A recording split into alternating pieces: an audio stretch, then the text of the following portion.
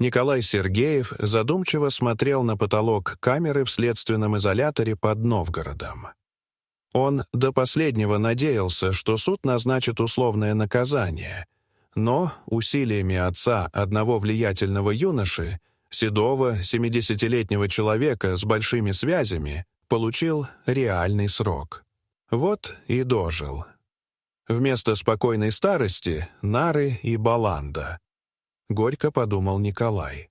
Когда-то он представлял себе старость иначе.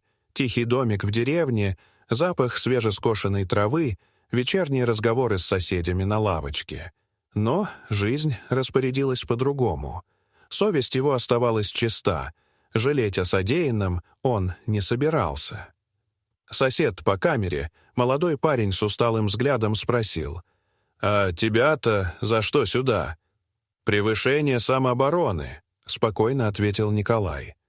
«Под окнами моего дома 3 подвыпивших парней на девушку напали. Она кричала, просила о помощи. Я не выдержал, схватил ружье, хотел только напугать, а патроны в стволе не заметил.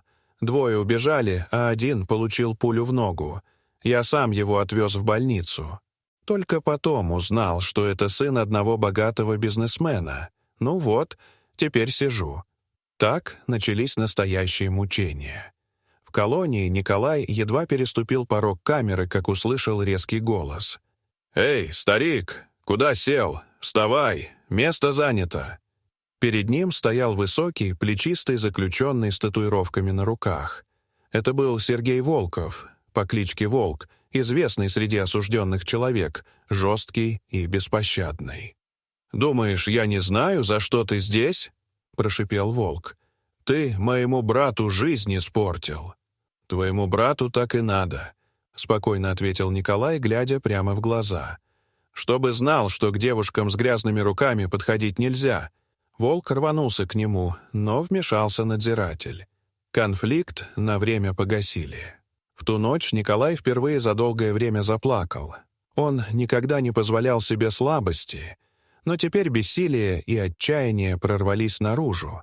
Единственным утешением были письма от Анны, той самой девушки, которую он спас. «Здравствуйте, Николай Сергеевич. Пожалуйста, держитесь. Я жду вас. Я вам благодарна и очень верю, что все закончится хорошо», — писала она. Эти простые строки согревали душу в холодных стенах колонии.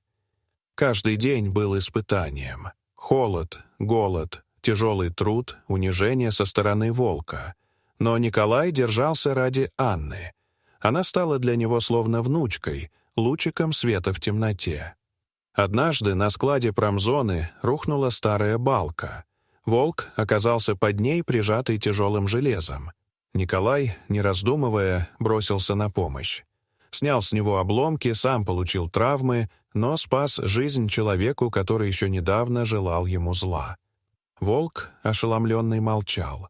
Несколько дней спустя он тихо сказал: «Спасибо тебе, старик. Не ожидал». Николай только кивнул, не сказав ни слова. Через неделю пришло письмо от Анны. «Мне разрешили приехать к вам на свидание. Пусть всего на 10 минут, но я дождусь».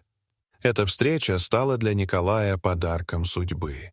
Когда Анна вошла, она сразу бросилась ему на шею и прошептала сквозь слезы: «Дедушка Коля, спасибо вам». Он с трудом удержал слезы. Эти 10 минут стали самыми теплыми за все время, проведенное за решеткой. На следующий день подполковник сообщил: «Ваш срок сокращен. За хорошее поведение и отзыв Волкова.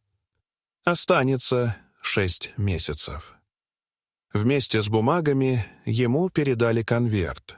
Внутри лежала короткая записка: «Спасибо за спасение. Простите за все». Волк. Слезы снова подступили к глазам Николая. Когда за его спиной наконец захлопнулись ворота колонии, он вдохнул полной грудью. Холодный, свежий воздух пах свободой. По дороге к нему бежала Анна с улыбкой и слезами одновременно. Они обнялись крепко, как родные. Николай чувствовал, как уходит боль, обида, усталость. Он понял одно — жизнь продолжается, и теперь все действительно будет хорошо. Дорогие зрители, что вы думаете об этой истории? Расскажите, пожалуйста, в комментариях. А если вам понравилось это видео, то ставьте лайк и подписывайтесь на наш канал. До свидания.